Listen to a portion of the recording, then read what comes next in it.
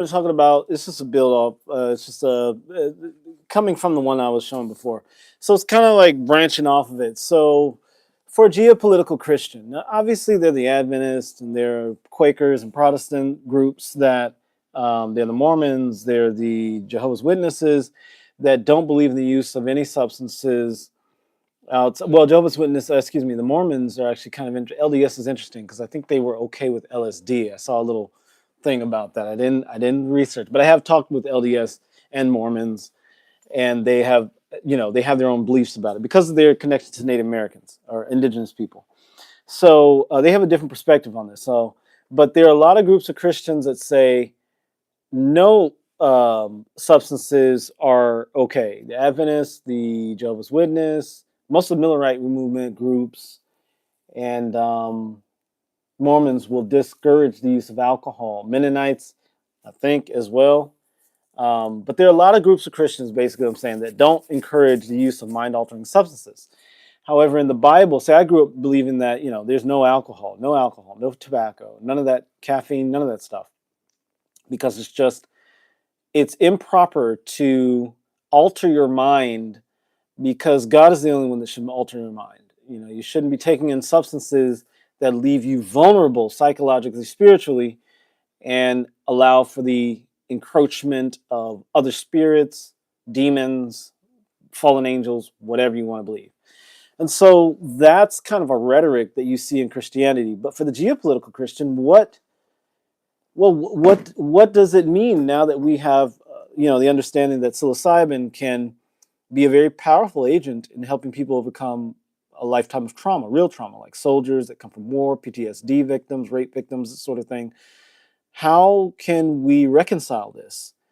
Do we just, let's say you're a vet and you're coming back from, say, Afghanistan or Iraq, and you've seen some really atrocious things, and so now there's a study showing that the use of MDMA or psilocybin or iboga or something like that can help you overcome the nightmares, the night terrors, the PTSD. But you're a Seventh-day Adventist Christian and you don't believe in the use of mind-altering substances. So what do you do?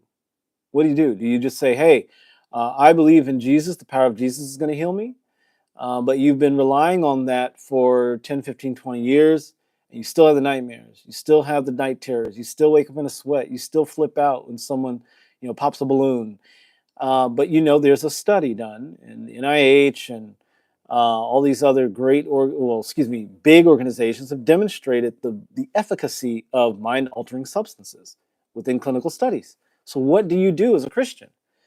Well, I only found 2 verses that say anything about mind-altering substances such as psilocybin or such as dimethyltryptamine or such as MDMA or LSD.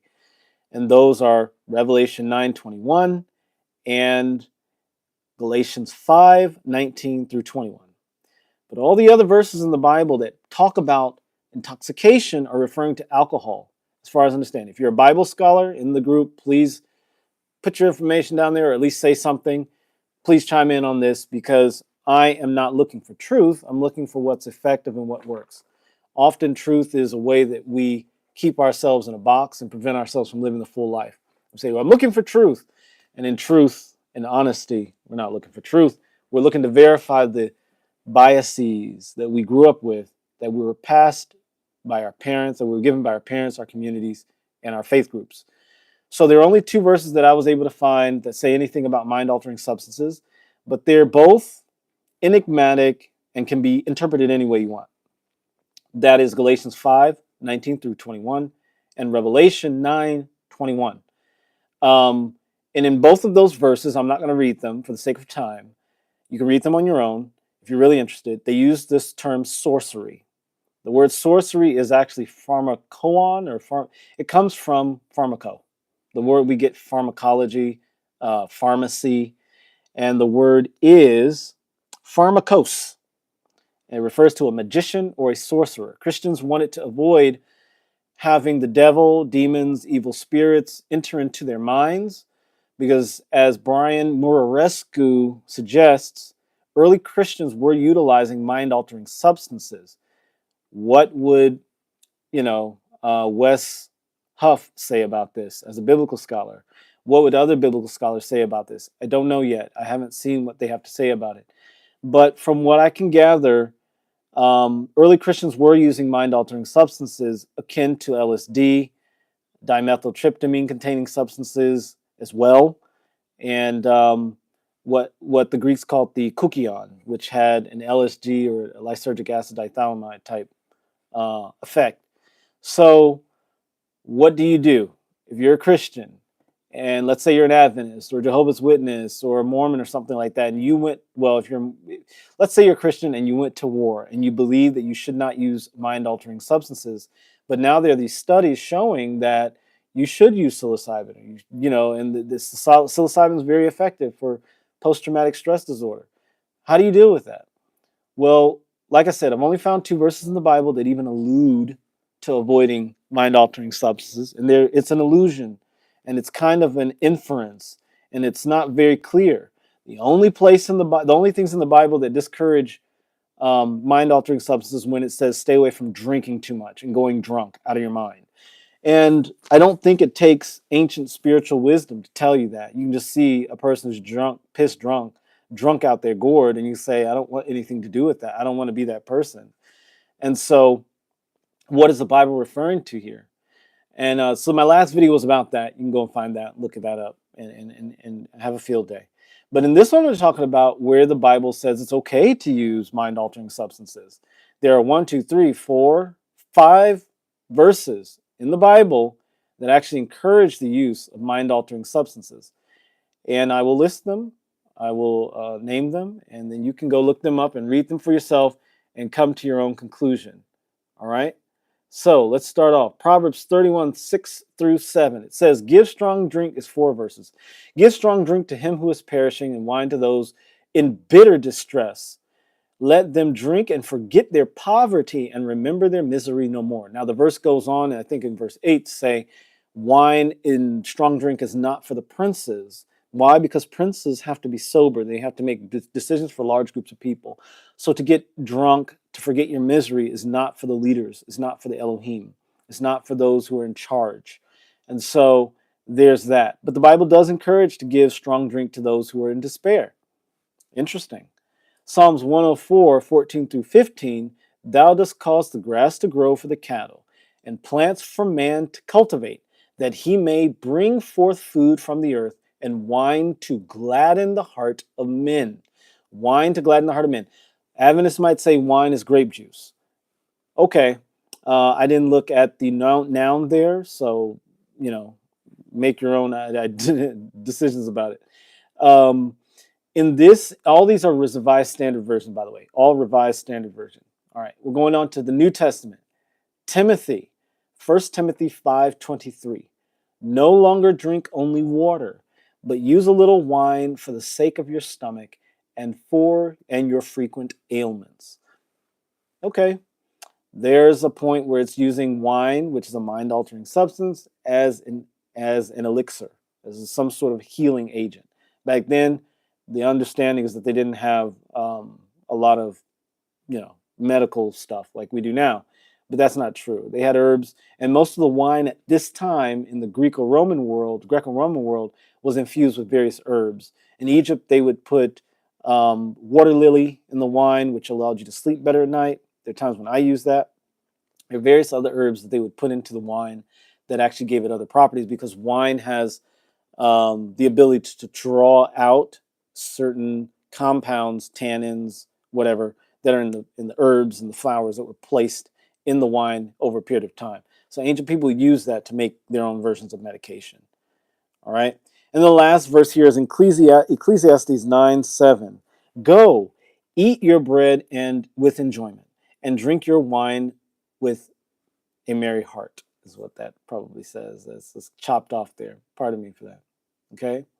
So those are the 4 verses that actually encourage the utilization of the mind-altering substance called wine. Christians might discourage that. There's nowhere else in the Bible I was able to find where it says don't use mind-altering substances. And the reason I'm using the word mind-altering substances is because that refers to things that change your emotional, mental state just by taking them in. Now, food can be a mind-altering substance. Water can be a mind-altering substance. Sex can be a mind-altering substance. Romance and love can be a mind-altering experience. So I think at the end of it, the conclusion that I'm going to come to, I'm being too intellectual because I notice nobody is interacting, but I did get 2 likes, and I appreciate that. But for those of you who get this information, the conclusion I'm coming to is that the Bible doesn't want us to, or God through the prophets and through the apostles and through all the people that wrote, was saying, maintain sobriety such that you do not lose grasp of reality so that you can conduct your life as a person with exceptional status, like an apex individual. This is the apex human awakening.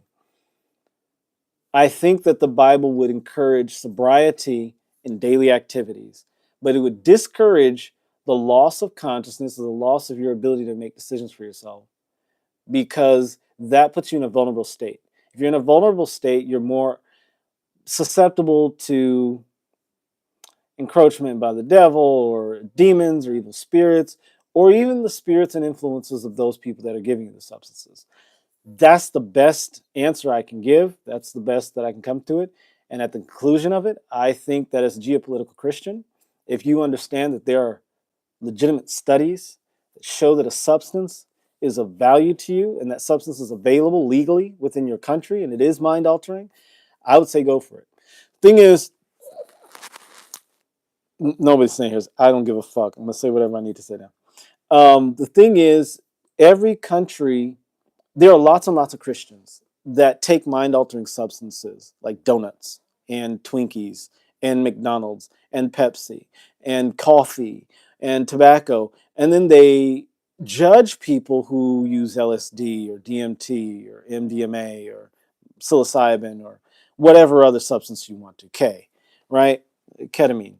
And they'll say, these are drug users and they're bad and they're wrong. And then they'll wake up every morning, where's my cup of joe? Where's my coffee? And coffee is clearly a mind-altering substance. There's no substance. There's no debate about it. Like, it's well known that it is a mind-altering substance. Another mind-altering substance is sugar. And so because people use sugar and alcohol and caffeine habitually, does it just justify utilization of really stronger substances like LSD or psilocybin or cannabis or THC? No, it doesn't justify it.